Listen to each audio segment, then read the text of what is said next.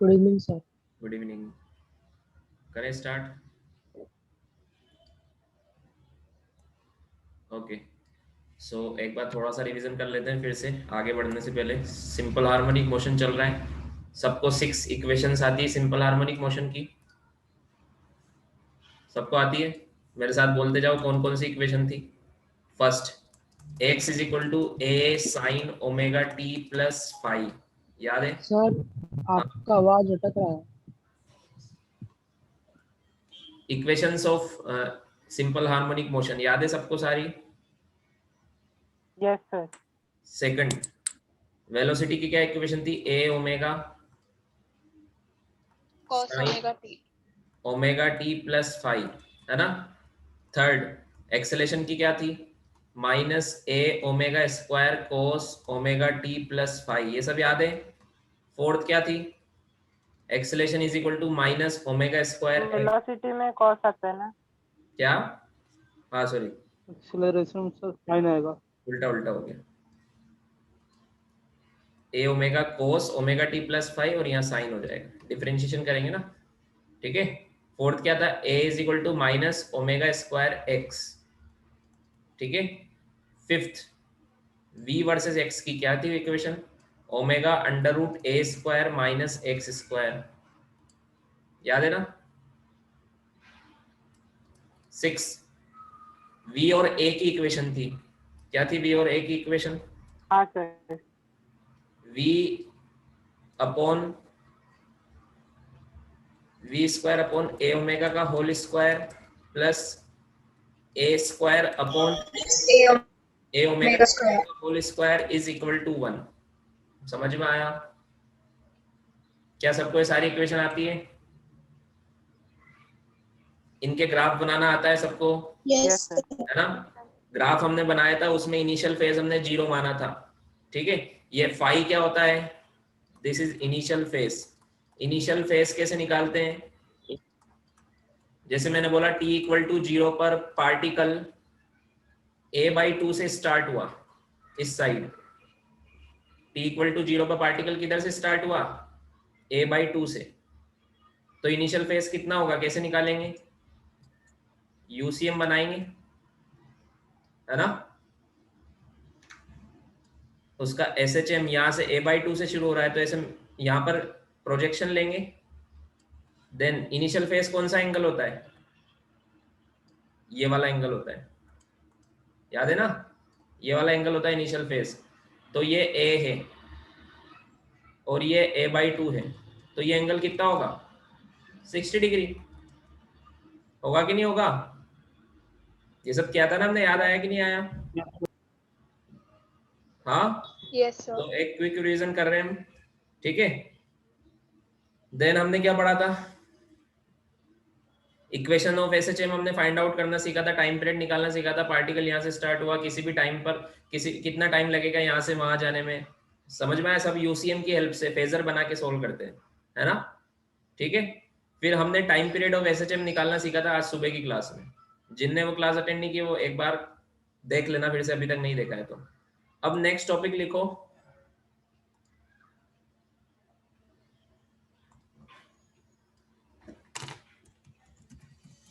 Energy in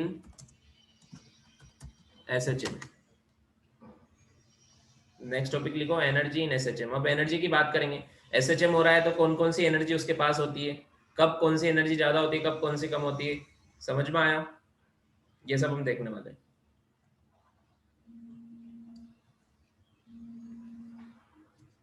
ठीक है? So energy in SHM. अब देखो इसमें क्या है। देखो हमने देखा था कोई भी जब एसएचएम होता है तो मीन पोजीशन की तरफ एक फोर्स लगता है ना?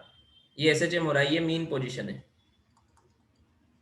ये एक्सट्रीम है और ये लेफ्ट एक्सट्रीम है।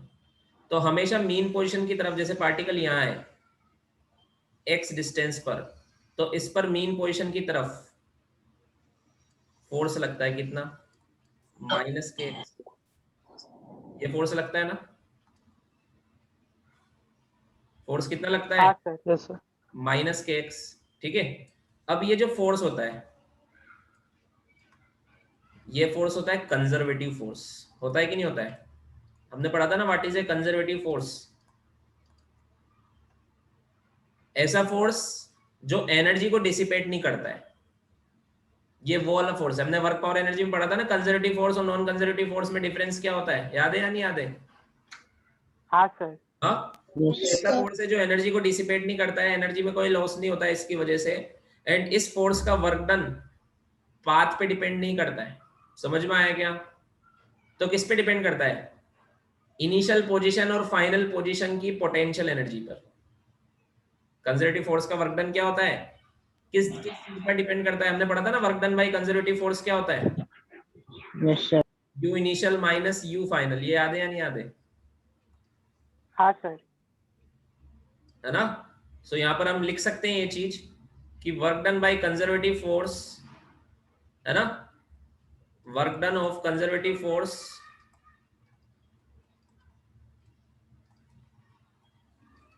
Depends upon initial and final potential energy. ये पाथ पे डिपेंड नहीं करता है। समझ में आया क्या? तो यहां पर जब भी ये स्प्रिंग, ये जो भी ये एसएचएम का फोर्स लग रहा है, रीस्टोरिंग फोर्स, ये जब भी वर्क करेगा तो बताओ क्या चेंज होगा? Potential energy. जब भी हम वर्क करते हैं तो एनर्जी चेंज होती है ना। तो कंजर्वेटिव फोर्स कौन सी एनर्जी को चेंज करता है?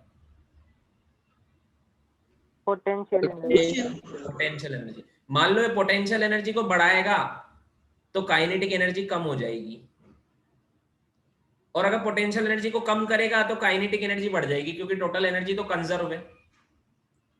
If there is only conservative forces are acting, then the energy of the system is conserved. याद है नहीं याद है? एनर्जी कंजर्वेशन वाला rule, U initial plus K initial is equal to U final plus K final। याद है ना? हाँ सर। तो यहाँ पर ओनली कौन सा फोर्स लग रहा है? Which force is acting? Conservative force.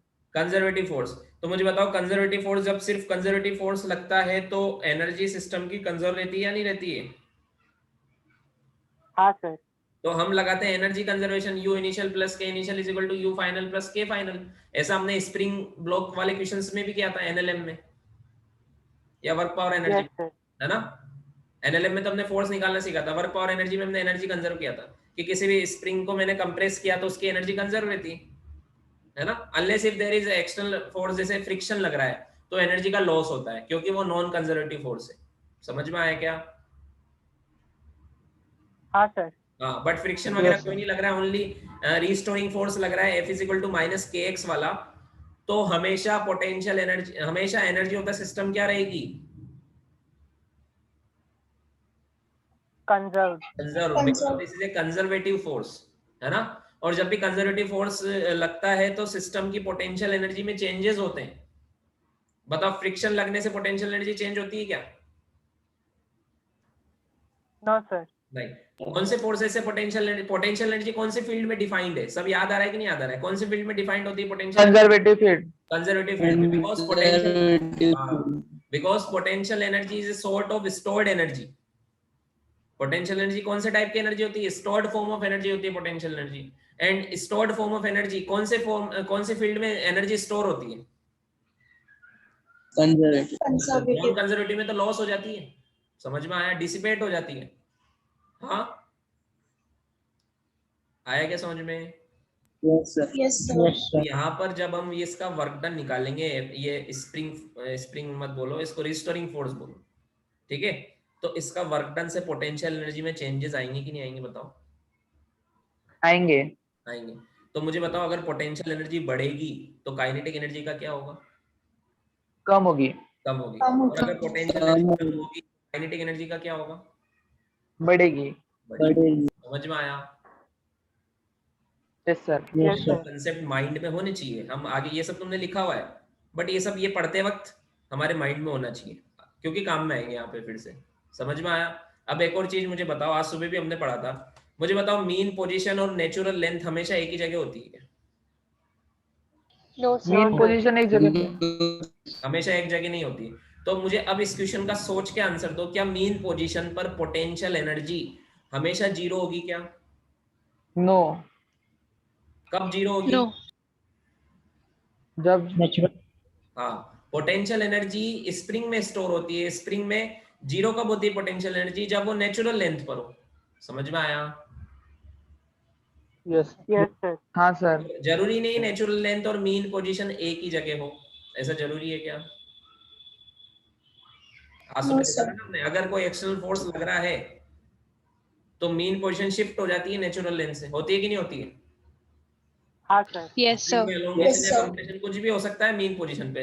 ये याद रखो कि फोर्स बैलेंस होते हैं मीन पोजीशन पर, सारे फोर्स बैलेंस होते हैं, वहां पर इक्विलिब्रियम होता है। समझ में आया? कौन सा वाला? Stable. Stable. स्टेबल। तो याद है हमने वर्क पावर एनर्जी में इक्विलिब्रियम पढ़ा था।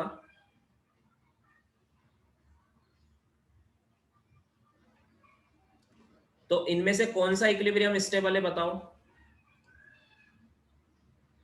नीचे वाला नीचे वाला। ये वाला अनस्टेबल है। अनस्टेबल। अनस्टेबल तो ये जो न्यूट्रल इक्विलिब्रियम है, यही ये वाला है मीन पोजीशन पर, है कि नहीं है? This is also stable equilibrium, है कि नहीं है? हाँ सर. अब ये तुम ये देख के बताओ मुझे, इसको देख के बताओ कि स्टेबल इक्विलिब्रियम पर पोटेंशियल एनर्जी मिनिमम है या मैक्सिमम है? मिनिमम मिनिमम कहीं ऐसा लिखा है क्या कि जीरो है? No. No. No, minimum sir. होती है। हमने पढ़ा था ना मैक्सिमम मिनिमम वाला कंसेप्ट। इक्विलिब्रियम, हाँ सर. इक्विलिब्रियम पर नेट फोर्स जीरो होता है। इक्विलिब्रियम पर नेट फोर्स जीरो होता है, और फोर्स होता है स्लोप du बाई dx। होता है कि नहीं होता है? याद आया? Yes sir Yes, sir. Potential energy versus x का स्लोप होता है ना फोर्स। तो जहां पर इक्विलिब्रियम होता है वहां पर ये जीरो होता है, मतलब वहां पर स्लोप जीरो होता है। तो स्लोप कहाँ का जीरो हो सकता है? मिनिमम पर, जैसे यहां पर जीरो है स्लोप। मैक्सिमम पर, जैसे यहां पर भी स्लोप जीरो है। और जहां पर u कांस्टेंट हो, अगर u कांस्टेंट हो तो भी फोर्स जीरो होता है। ये जीरो है फोर्स। अगर u कांस्टेंट का डिफरेंशिएशन क्या होगा? जीरो। Zero. तीन जगह पर इक्विलिब्रियम मिलते हैं हमें, एक u मैक्सिमम पर, एक u मिनिमम पर, और एक u कांस्टेंट पर। तो मैक्सिमम पर कौन सा वाला मिलता है? अनस्टेबल। हाँ, वो Unstable. इक्विलिब्रियम है, बट वहां पर पोटेंशियल एनर्जी मैक्सिमम होती है। एसएचएम में जो इक्विलिब्रियम होता है वो अनस्टेबल है या स्टेबल है? स्टेबल। Stable Stable. कैसे पता लगाओगे? वहां से डिस्प्लेस करके देखो, पार्टिकल फिर वहीं जाएगा, वो स्टेबल होता है। तो अगर स्टेबल है तो वहां पर पोटेंशियल एनर्जी मिनिमम होनी चाहिए या मैक्सिमम होनी चाहिए? मिनिमम। Minimum. Ma'am. ऐसा जरूरी है जीरो होना चाहिए? No. No No, sir. No, sir. ये कंसेप्ट समझ में आ गया? हालांकि 99% क्वेश्चन में जीरो होगी। समझ में आया क्या? Yes, sir. Yes, potential sir. Energy sir. हाँ, पोटेंशियल एनर्जी मीन पोजीशन पर। बट तुम्हें पता होना चाहिए कि जीरो नहीं भी हो, ऐसा हो सकता है। समझ में आया क्या? Yes, sir. समझ में आ गया? ये Yes, लिखो sir. जो भी लिखा है।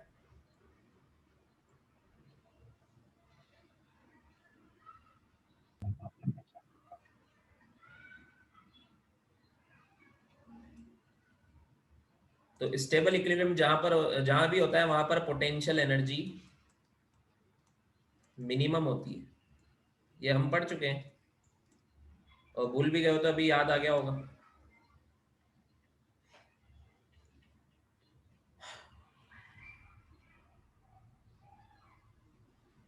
सर लास्ट लेक्चर में सिर्फ आपने टाइम पीरियड के बारे में बताया।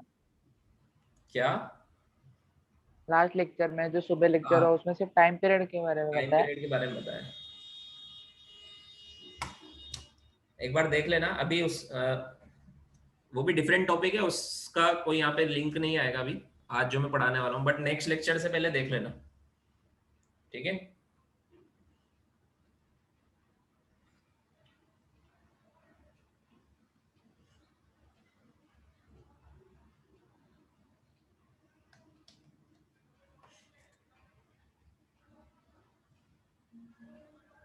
हुआ? No, sir. No, sir.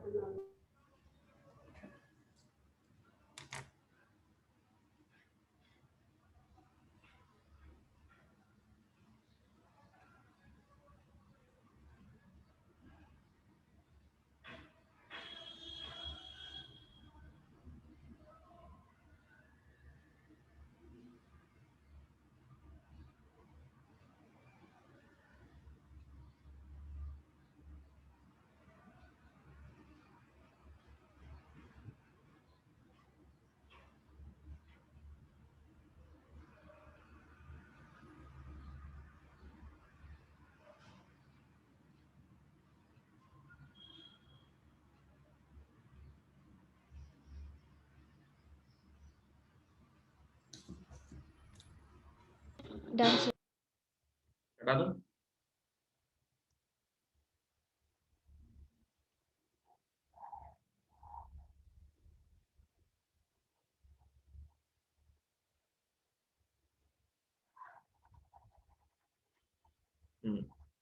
अब देखो हमने क्या सीखा कि यहाँ पर पोटेंशियल एनर्जी का फंक्शन आएगा, क्यों? क्योंकि कंजर्वेटिव फोर्स है, जब भी कंजर्वेटिव फोर्स होता है तो पोटेंशियल एनर्जी में स्टोर होती है। जो भी वर्क हम करते हैं किस में स्टोर होता है, किस फॉर्म में स्टोर होता है? पोटेंशियल एनर्जी में। समझ में आया क्या? हाँ, तो यहाँ पर ये मीन पोजीशन है, मान लो यहाँ पर पोटेंशियल एनर्जी है, ये एसएचएम हो रहा है। मान लो यहाँ पर पोटेंशियल एनर्जी है U एट मीन पोजीशन। मुझे किसी भी x पर, U एट x पर, at any x from x equal to 0 to a and x equal to 0 to -a, किसी भी एसएचएम में कहीं पर भी मुझे पोटेंशियल एनर्जी बताना है, तो कैसे बताएंगे? वो निकालना है। समझ में आया क्या? हाँ, तो यहाँ पर पोटेंशियल एनर्जी मुझे पता है, मान लो यहाँ पर U एट मीन पोजीशन है, यहाँ पर मुझे U एट x निकालना है। तो यहाँ से लेके यहाँ तक का वर्क डन मैं निकाल सकता हूँ ना, from x equal to 0 to x तक का वर्क डन अगर मैं निकालूं तो वो किस में चेंज लाएगा? पोटेंशियल एनर्जी में। तो मुझे क्या पता है, U initial minus U final is equal to work done by conservative force होता है कि नहीं होता है? Yes, sir. हाँ सर। अब इनिशियल है मीन पोजीशन, तो यहाँ लिख दूंगा मैं U at mean position minus ये फाइनल x पर U at x is equal to work done by conservative force. बताओ यहाँ पर जो फोर्स है, फोर्स के दो फॉर्मूले होते हैं वर्क डन निकालने के, एक होता है इंटीग्रेशन एफ डी एक्स और एक होता है एफ डॉट एक्स। बताओ कौन सा लगाएं? Integration FT. इंटीग्रेशन। क्योंकि यहाँ पे फोर्स कैसा है, वेरिएबल है ना, फोर्स चेंज हो रहा है ना एक्स के साथ। यहाँ पे जो हाँ फोर्स सर। लग रहा है, जो ये फोर्स लग रहा है इधर माइनस के x, it is a variable force. X के साथ जैसे से एक्स बढ़ेगा फोर्स बढ़ेगा, जैसे से एक्स कम होगा फोर्स कम होगा। फोर्स चेंज हो रहा है, एक्सेलरेशन चेंज हो रहा है, यहाँ पे सब चेंज हो रहा है, याद है ना एसएचएम में क्या क्या होता है? हाँ सर। हाँ, तो ये फोर्स वेरिएबल है, तो इंटीग्रेशन वाला फॉर्मूला लगेगा माइनस एफ डी एक्स वाला। तो एफ की जगह क्या लिखूंगा मैं, के एक्स इंटू डी एक्स, और इंटीग्रेशन होगा 0 टू एक्स। ये पहले भी तो कर चुके हैं हम स्प्रिंग वाले में। हाँ सर। तो क्या लिखूंगा, U at mean position minus U at x is equal to, इसका इंटीग्रेशन होगा x square by 2, k constant है तो ये हो जाएगा half k x square, limit लगेगी 0 टू x, तो सेम ही आएगा। तो क्या आएगा, minus half k x square. तो यहाँ से ux कितना आया, U at x any position x कितना आएगा, half k x square plus U at mean position. समझ में आया क्या? Yes sir. ये फॉर्मूला है। अब अगर मीन पोजीशन पर 0 है तो उसको 0 लिख दो, वरना कुछ भी गिवन है, जैसे मान लो आपको गिवन है मीन पोजीशन पर 50 जूल है, तो हर जगह वो 50 जूल आपको ऐड करनी पड़ेगी। समझ में आया क्या? ये फॉर्मूला देखो, ये तो पहले से पता है ना आपको, हाफ के एक्स स्क्वायर होता है, पता है कि नहीं पता पहले से? Yes, sir. हाँ, तो यहाँ पे लिख लेंगे हम, if U at mean position equal to 0, ऐसा क्वेश्चन में गिवन है, या फिर कुछ नहीं बोला है, क्वेश्चन में कुछ नहीं बोला है तो मैं 0 मानना है, और गिवन है साफ साफ के 0 है तो भी 0 मानना है। समझ में आया? तो क्या फॉर्मूला हो जाएगा पोटेंशियल एनर्जी का एसएचएम में? Potential energy as a function of x, क्या फॉर्मूला आया, हाफ के एक्स स्क्वायर, समझ में आया? हाँ, तो ये तो आया potential Yes, energy, sir. It is a potential energy as a function of x, है ना। मान लो तुम्हें मैंने बोला potential energy as a function of time निकालो, तो कैसे निकालोगे? पोटेंशियल एनर्जी टाइम को इंटीग्रेट ऑफ टाइम कैसे निकालोगे बताओ? किसी भी टाइम पर पोटेंशियल एनर्जी क्या होगी, किसी भी एक्स पर हम बता सकते हैं, तो किसी भी टाइम पर नहीं बता सकते क्या? उस टाइम पर एक्स निकाल लो, समझ में आया क्या? Yes, sir. उस टाइम पर हमें टाइम पर किसी भी टाइम पर एक्स निकालना आता है ना, आता है कि नहीं आता है? x is equal to a sine omega T plus five, आता है कि नहीं आता है? टाइम t की वैल्यू पुट करो, हाँ, हाँ, sir. Yes, तो sir. x निकालना आ गया, तो पोटेंशियल एनर्जी का फॉर्मूला क्या है, हाफ के एक्स स्क्वायर, तो निकल जाएगी ना। या फिर x में यहाँ पर x की इक्वेशन पुट कर दो, क्या बनेगा, potential energy as a function of time t, क्या फॉर्मूला बनेगा, हाफ के x इज इक्वल टू क्या होता है, a sine omega T plus five, तो क्या बन जाएगा, A square sine square omega T plus five, समझ में आया? Yes, sir. हाँ, आगे समझ में? So this is the formula for potential energy as a function of time. ठीक है, रटने की जरूरत नहीं है, खुद से निकालना आना चाहिए। ये फॉर्मूला तो पता है, हाफ के एक्स स्क्वायर, उसमें एक्स की वैल्यू पुट कर दो, 6 इक्वेशन से याद है ना, तो एक्स की वैल्यू पुट कर दो। ठीक है, अब निकालते हैं, हमने पोटेंशियल एनर्जी निकाल दी, दिस इज यहाँ पर हमने निकाला potential energy is a function of x and potential energy is a function of T. अब बात करते हैं काइनेटिक एनर्जी की। काइनेटिक एनर्जी इन एसएचएम, इसमें भी लिख लेना पोटेंशियल एनर्जी इन एसएचएम। ठीक है, अब काइनेटिक एनर्जी इन एसएचएम क्या होगी बताओ, कैसे निकालेंगे, सोचो कैसे निकालेंगे?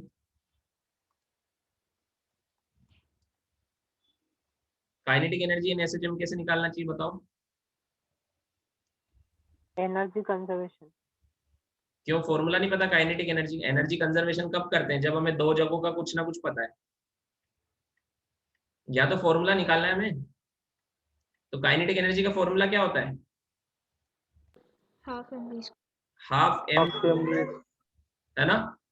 अब v के हमें दो फॉर्मूले पता है, एक तो ये पता है,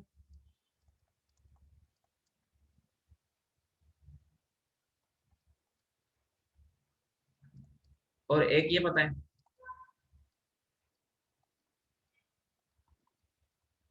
पता है कि नहीं पता है? अरे 6 में Yes, से sir. 2 ये भी है ना, मैं बोल रहा हूँ 6 फॉर्मूले तुम्हें याद होना चाहिए एसएचएम के, तो उनमें से 2 ये है ना वी के, Yes. तुम्हें अप्लाई करना आना चाहिए। यहाँ पे वी की वैल्यू पुट करेंगे तो kinetic energy as a function of x भी आएगा और as a function of time भी आएगा, आएगा कि नहीं आएगा? तो अगर हाँ, kinetic sir. As a function of x निकालना है कि किसी भी पोजीशन पर काइनेटिक एनर्जी कितनी होगी, तो ऊपर वाला फॉर्मूला पुट करो, हाफ एम वी स्क्वायर, इसका स्क्वायर कर देंगे तो बनेगा omega square a square minus x square, बनेगा या नहीं बनेगा? Yes sir. अब मुझे बताओ omega square is equal to k by m होता है, याद है नहीं याद है? ओमेगा होता है root k by m, Yes. Yes, sir. तो ओमेगा स्क्वायर क्या होगा, के बाई एम। तो एम ओमेगा स्क्वायर कितना होगा, के, तो इसकी जगह क्या लिख दूंगा मैं,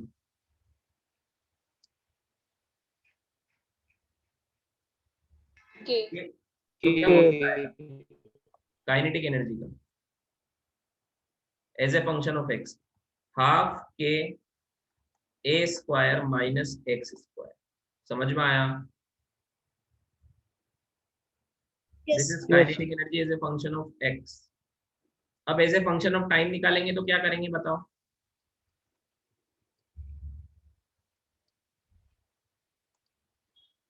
kinetic energy as a function of time निकालेंगे तो क्या करेंगे, हाफ m और v की जगह सेकंड वाला फॉर्मूला पुट करेंगे a square omega square cos square omega t plus 5।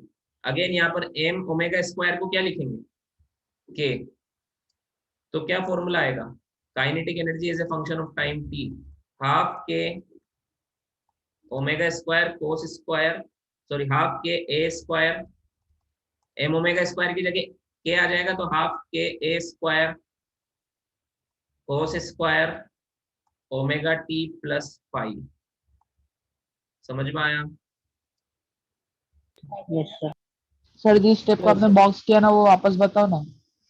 क्या किया? जिस स्टेप को आपने बॉक्स बताया ना सर उसके पहले वाला स्टेप और वो स्टेप वापस बताओ। ये वाला? नो सर उसके पहले वाला। ये वाला? ये दोनों? हाँ सर। देखो काइनेटिक एनर्जी का फॉर्मूला होता है हाफ एम वी स्क्वायर, है ना? तो v की मैंने वैल्यू पुट करी ये वाली, क्योंकि मुझे as a function of x बताना है। तो इस इक्वेशन में मैंने v की वैल्यू पुट करी तो v स्क्वायर पुट करूंगा तो ओमेगा स्क्वायर और अंडर रूट का स्क्वायर करेंगे तो अंडर रूट हट जाएगा, है ना? अब Yes, यहाँ पर sir. ध्यान से देखो m omega square is equal to k होता है तो इसकी जगह मैंने k पुट कर दिया यहाँ पर, ठीक है? हाँ तो ओके सर। फिर kinetic energy as a function of time t लिखना है तो v का ये वाला फॉर्मूला पुट कर दिया मैंने, v is equal to a omega cos omega t plus 5 v की जगह, तो उसका स्क्वायर पुट करके रखूंगा मैं। समझ में आया? तो ये स्क्वायर पुट करके रख दिया हाँ सर। स्क्वायर। अब m और ओमेगा स्क्वायर की जगह k लिख दिया। समझ में आया? ठीक है? हाँ सर। लिखो।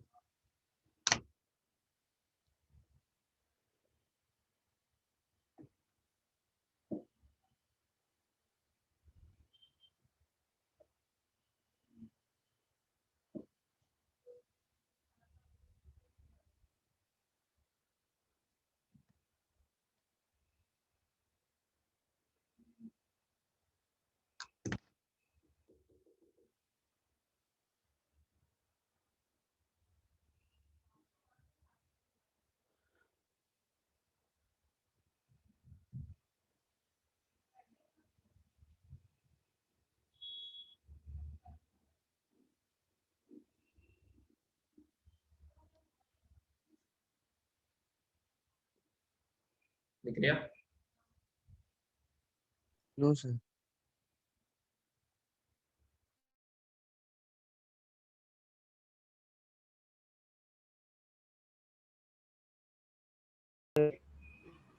हटा दूं?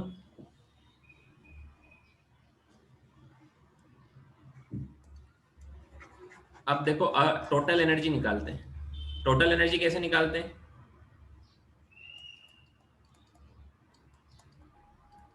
टोटल एनर्जी पार्टिकल की कैसे निकालेंगे जो एसएचएम कर रहा है? पोटेंशियल एनर्जी प्लस दोनों को ऐड कर दो, है ना? टोटल एनर्जी निकालने के लिए दोनों को ऐड कर दो, potential energy plus kinetic energy, है ना? अब total energy as a function of x में निकालूं तो potential energy as a function of x कितनी थी? Potential energy as a function of x कितनी थी? बोलो ना, x square half k x square plus kinetic energy as a function of x half k square minus a square minus x square. इसको bracket को bracket open करोगे तो half k x square minus में आएगा, वो cancel हो जाएगा। तो टोटल एनर्जी का फॉर्मूला क्या आया? हाफ के ए स्क्वायर। हाफ के ए स्क्वायर। इसका मतलब तो ये कांस्टेंट है, एक्स चाहे 0 हो, चाहे ए पर हो, चाहे a/2 पर हो, चाहे माइनस a/2 पर हो, टोटल एनर्जी कांस्टेंट है। कितनी है? कितनी total energy? Half k square, है ना? Total energy is the sum of kinetic energy and potential energy. ये हर जगह कांस्टेंट रहेगी, टोटल एनर्जी कांस्टेंट रहती है ना, एनर्जी कंजर्व है क्योंकि। समझ में आया? Yes, sir. हाँ, कंजर्वेटिव फील्ड में एनर्जी कांस्टेंट है, कोई नॉन कंजर्वेटिव फोर्स लग ही नहीं रहा है जो एनर्जी को डिसिपेट करे। ठीक है, so total energy remains constant, यही तो एनर्जी कंजर्वेशन है। देन अगर मैं total energy as a function of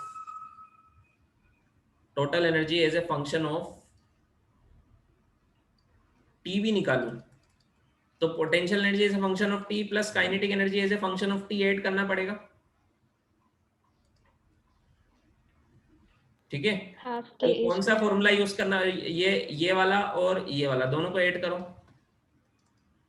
तो हाफ के स्क्वायर कॉमन हो जाएगा, ब्रैकेट में क्या बचेगा, sine square plus cos square, 1 आएगा कि नहीं आएगा? Yes, तो sir. टोटल एनर्जी एक्स और टाइम पे डिपेंड ही नहीं करती, कांस्टेंट है, इसलिए दोनों फॉर्मूले सेम आ रहे। समझ में आया? हाँ। Yes. अब इसका ग्राफ बनाते हैं, इधर लिख लिया ना सब पूरा। एनर्जी वर्सेस एक्स का ग्राफ बनाते हैं।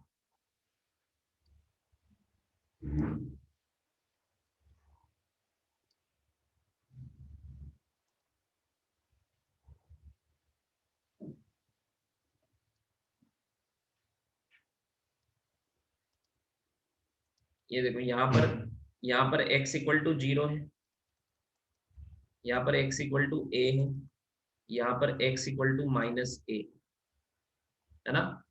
x एक्सिस में पोजीशन है एसएचएम की, y एक्सिस में क्या ड्रॉ करेंगे, एनर्जी, तो ये y एक्सिस है,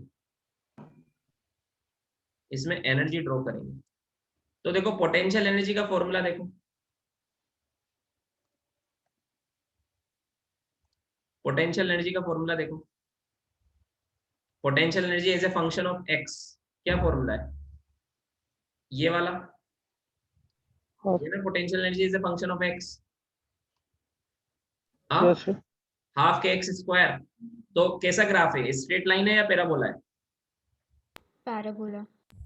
बोला energy as a function of x होता है half k x square, it is a parabola, upward parabola. कैसे पता पड़ेगा अपवर्ड पैराबोला है? Coefficient of x square is positive. हाँ, वो पॉजिटिव है, तो अपवर्ड पैराबोला है ना। तो ये कुछ ऐसा बनेगा,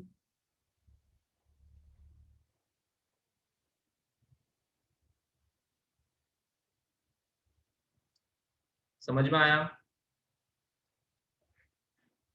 समझ में आया क्या? ये पोटेंशियल एनर्जी का ग्राफ है एज ए फंक्शन ऑफ, देखो x इक्वल टू 0 पर 0 है ना, और x इक्वल टू a और -a पर मैक्सिमम है। पोटेंशियल एनर्जी नेगेटिव होगी क्या, चाहे कम इधर हो, मीन पोजीशन के इधर हो या उधर हो, पॉजिटिव ही रहेगी। समझ में आया?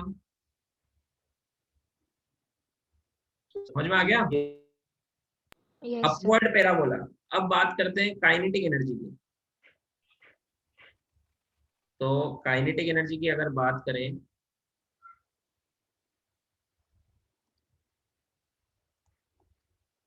Kinetic energy as a function of x, formula क्या आया था, हाफ के मल्टीप्लाई कर देता हूँ ब्रैकेट में, half k square minus half k x square. बताओ ये कैसा ग्राफ बनेगा,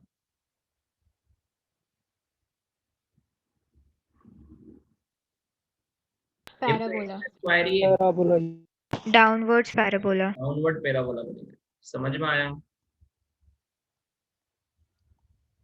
एक ही मैं तीनों को बना रहा हूँ एक ही ग्राफ में, डाउनवर्ड पैराबोला। तो ये कैसा बनेगा, देखो x इक्वल टू ए यहाँ पुट करो, 0 हो जाएगी kinetic energy, x equal to A पर काइनेटिक एनर्जी 0 होगी कि नहीं होगी। एक्सट्रीम पोजीशन पर पार्टिकल रुक जाता है, वहां पर काइनेटिक एनर्जी क्या हो जाती है, दोनों साइड 0 0। समझ में आया? तो 0 से 0 तक जाएगा ग्राफ और मीन पोजीशन पर मैक्सिमम होगी।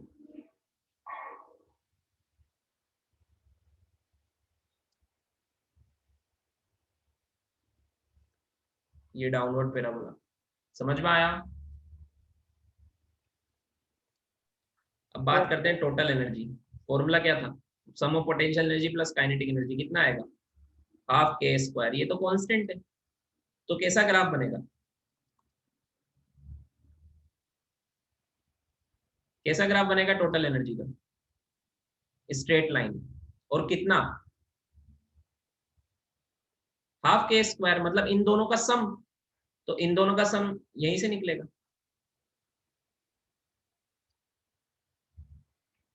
तो ये टोटल एनर्जी का ग्राफ है, ये टोटल एनर्जी है और ये काइनेटिक एनर्जी। किसी भी जगह पर दोनों का सम, दोनों, जैसे मैं इस जगह की बात करूंगा तो ये पोटेंशियल एनर्जी है प्लस ये काइनेटिक एनर्जी है, दोनों को ऐड करोगे तो टोटल एनर्जी आएगा। समझ में आया? समझ में आ गया? Yes. Yes. Yes. बना लो।